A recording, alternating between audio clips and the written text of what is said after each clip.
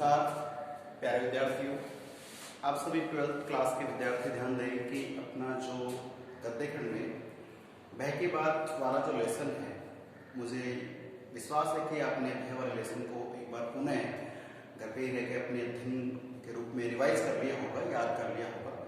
और अब जो बात करें वो है अगला लेसन, जो बह से शायद कुछ आपको सरल लगेगा, लेकिन ये मान के चले कि इसमें भी जैसे प्रतिकार्थ है और समाज के कुछ ऐसे पहलू हैं जो आपके लिए जानना जरूरी है। और मेन बात यहाँ पर यह है कि बाजार दर्शन जो पाठ है एक निबंध शैली में लिखा गया लेख है, और ये जो निबंध है ये भी आ सकता है कि बोर्ड एग्जाम में कि ये किस शैली में लिखा गया है, नाटक है, कहानी है, उपन्यास है या फिर वृत्तांत है।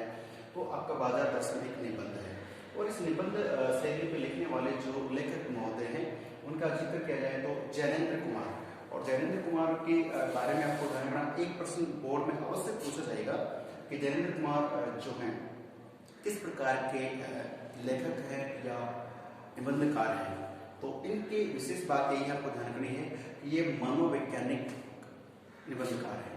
मनोवैज्ञानिक का आप समझते हैं कि साइकोलॉजिस्ट जो होते हैं मनोवैज्ञानिक, उस प्रकार से यानी कि ये जो भी लेख लिखते हैं, निबंध या कहानी या जो भी लिखते हैं, तो इनके उस लेख में मनोवैज्ञानिकता का स्तंभ ज्यादा प्रभावी रहता है।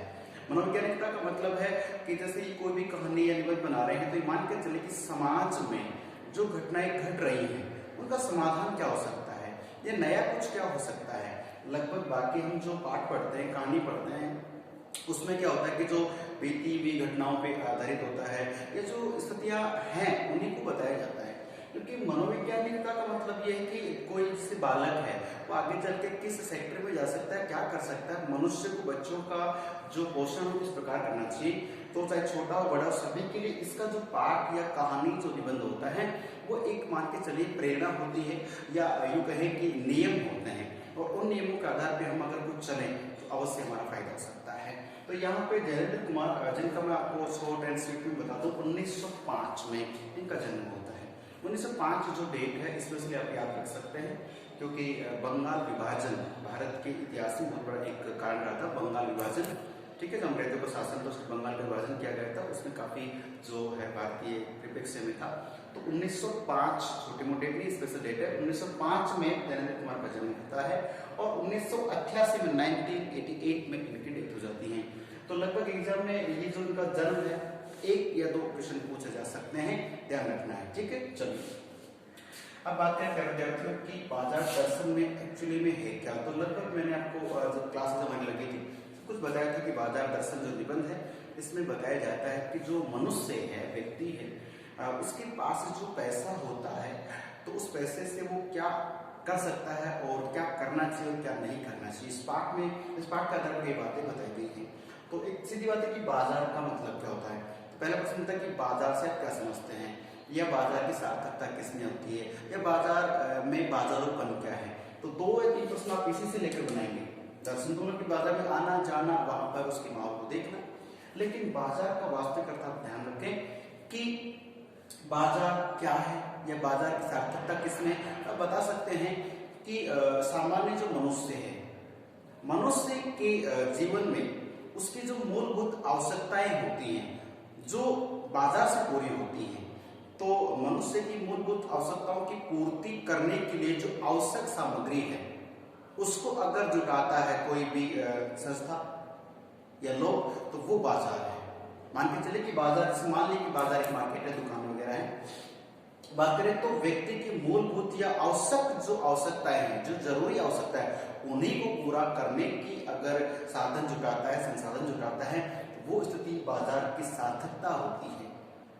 उत्तर आ चुका है कि बाजार की सार्थकता किसमें, कि आवश्यक वस्तुओं को जुटाना, आवश्यक वस्तुओं को उपलब्ध करवाना बाजार की सार्थकता है।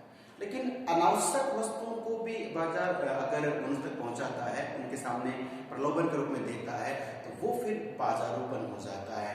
प्रश्न बनता है कि बाजारोपन बढ़ाता कौन है। तो जाहिर सी बात है कि बाजार का बाजारोपन और बाजार की सार्थकता दोनों जो विक्रेता या क्रेता दोनों पे ही होता है, अर्थात जो ग्राहक है उसकी मनोस्थिति पर प्रभाव पड़ता है।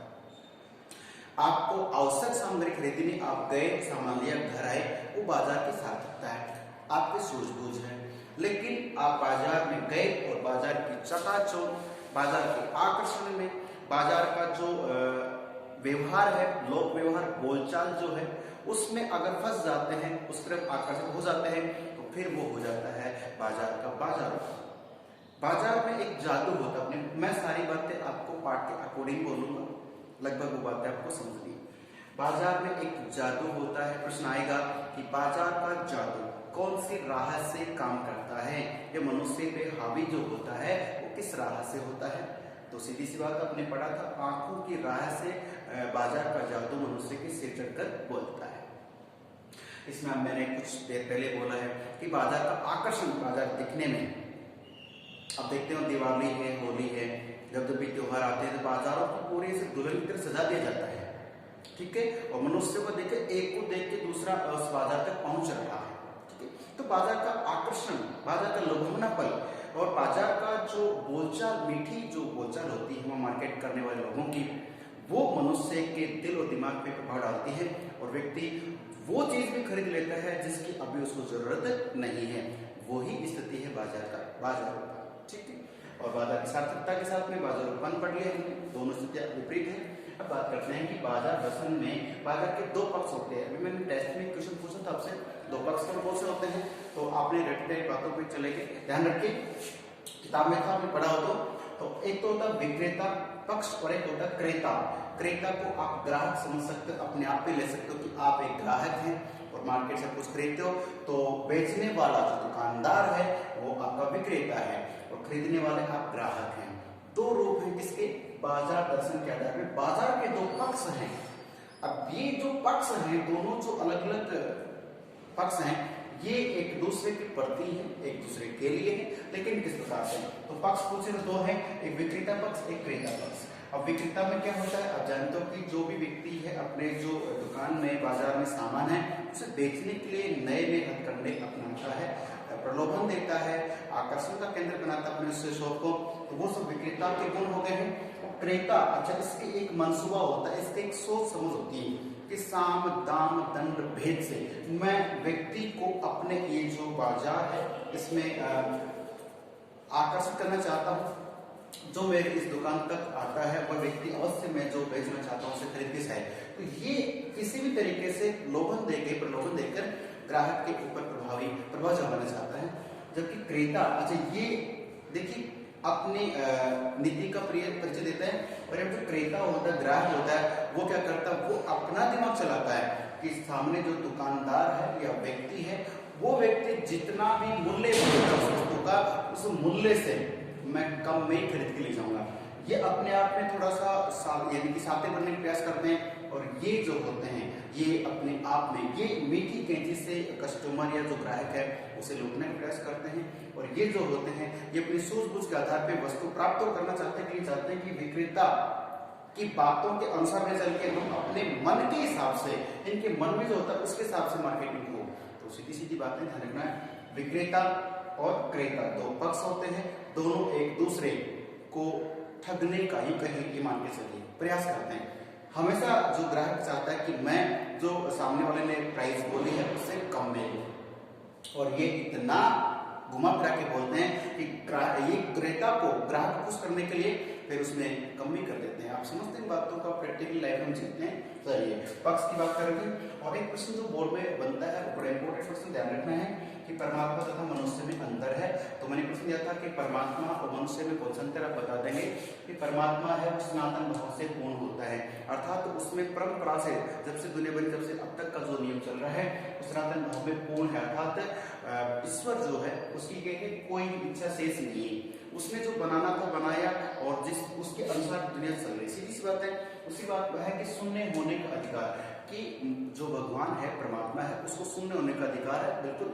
और ये इसके अपोजिट आप कर देंगे कि मनुष्य इच्छाएं रखता है, अर्थात उसकी इच्छाएं मन में रहती है कि मुझे अभी पढ़ाई करनी, फिर नौकरी लगना, फिर कहीं ना कहीं। तो सीधी सी बात है कि जो यहाँ पे इसका एक परिपूर्ण भाव है और इसमें कोई इच्छा बाकी नहीं है, लेकिन यह मनुष्य की खूब सारी इच्छा होती है। प्रश्न ये बनता है कि क्या मनुष्य भी ईश्वर की तरह शून्य हो सकता है? नहीं हो सकता, क्योंकि उसकी इच्छा है हमेशा निरंतरता उसकी तरफ आगे बढ़ती रहती है। तो इच्छा ही रखता है मनुष्य, प्लस में इच्छा शून्य होने का अधिकार नहीं है। अर्थात जो इच्छा रखते इसलिए इच्छा शून्य होने का उसके मन में ऐसा हो ही नहीं सकता कि मनुष्य की कभी इच्छा शांत हो जाए और वो मन परमात्मा की तरह सोचने में सक्षम हो जाए। तो सीधी सीधी बात है, ध्यान रखेगा कि परमात्मा और मनुष्य में यही अंतर है कि परमात्मा को शून्य होने का अधिकार है, जबकि मनुष्य को ऐसा नहीं है। परमात्मा की इच्छाएं पूर्ण हो चुकी, जबकि मनुष्य की इच्छाएं बलवती होती रहती हैं। तो प्यारे विद्यार्थियों, मिलते हैं अगले वीडियो में, तब तक के लिए नमस्कार।